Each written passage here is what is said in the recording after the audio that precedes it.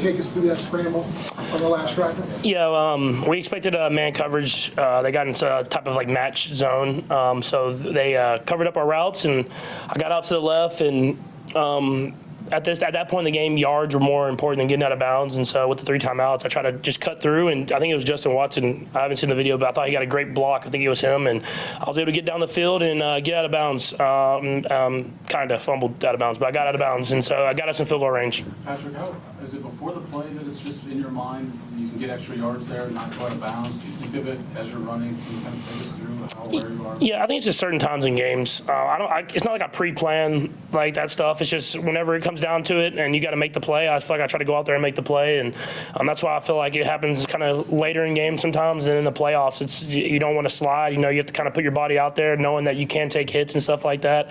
But we've been able to make some big runs and some big moments. Could you have made that scramble a couple weeks ago, considering you were dealing with the ankle?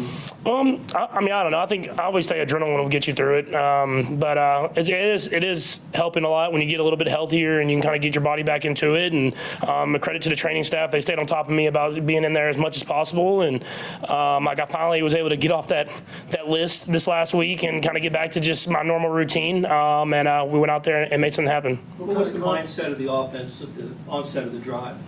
Yeah, I mean, you want to get as close as possible, give our guy a chance to make a field goal.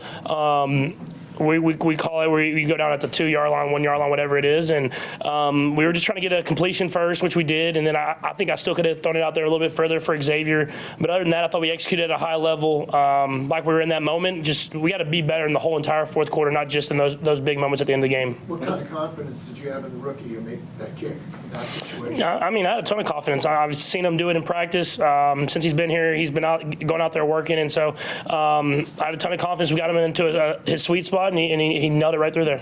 Patrick, I know the red zone probably isn't what you wanted, but you scored in 6 of the 8 drives today. Are you pretty pleased with just the progress you made with the offense as a whole? Yeah, I thought we did a great job moving the football. Like you said, you got to execute at a higher efficiency in the red zone.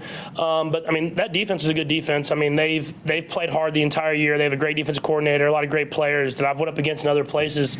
And so I thought we did a good job of executing the offense, moving the ball. But like I said, just in that second half, especially in that fourth quarter, we got to be better. I mean, just putting the game away and not giving them chances. But we were able to do it there at the end. Noah mentioned just the fact that you gave him the answers before the test on his second touchdown, that what coverage was going to come. Can you kind of take us through recognizing that and then going to him on that play? Yeah, it's we go through it every week. It's not just me. I mean, me, the quarterback coaches, and the players, we go through certain checks you get to versus certain coverages. And I was able to see by the way they lined up, they were getting into their cover zero look.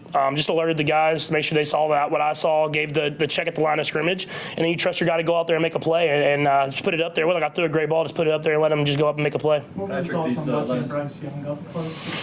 Yeah, no, I thought he played his tail off, man. He throws a really good football. You know, it's funny. I think Texas Tech was the first one to offer him when he was in 8th grade, and I was at Texas Tech, so I remember watching his highlight tapes then, and knew he was going to be a great player. And obviously, he went to Bama and was the first draft pick. But I think it's been cool to see him bounce back these last few weeks and play some great football because I know he has it. I've seen it for a long time, and he gave us a scare today, man, because he played his tail off.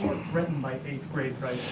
I was hoping to be out of there before he got there. So no, he's been a great player for a long time and won a lot of football games. Patrick, what is it with these close wins you guys? Is that a good thing or bad thing? Heading forward, would you like to have a few blowouts? Yeah, I mean, you always want to have some blowouts. You want to be a little calmer in the fourth quarter. But I've always said it can be a good thing as you get to the playoffs and later in the season. Just knowing that you've been in those moments before and knowing how to kind of attack it, but play by play, not making it too big of a moment. But no, I mean, I would say this more than anybody. I would love to win a game, not by the very last play. The last one, Nate. Patrick, I asked a couple guys in the locker room, like, you guys have talked so much about, like, the grind of the season. When that phrase kind of gets mentioned, does it remind you of days like today? Yeah, for sure. I mean, it's all about getting better. I think that's the best thing about playing in the NFL. It's never like the team that's playing the beginning of the season the best is playing the best at the end of the season. It's about just constantly getting better, and it's going to be a grind. And I think we've done a great job of that. Coach Reed does a great job of planning it so that we're playing our best football at the end of the year. And there's a lot to learn from today. There's good, there's bad. We got to just go back, learn from that, and then know that we have a short week against a hungry football team in the Raiders that is coming to our house.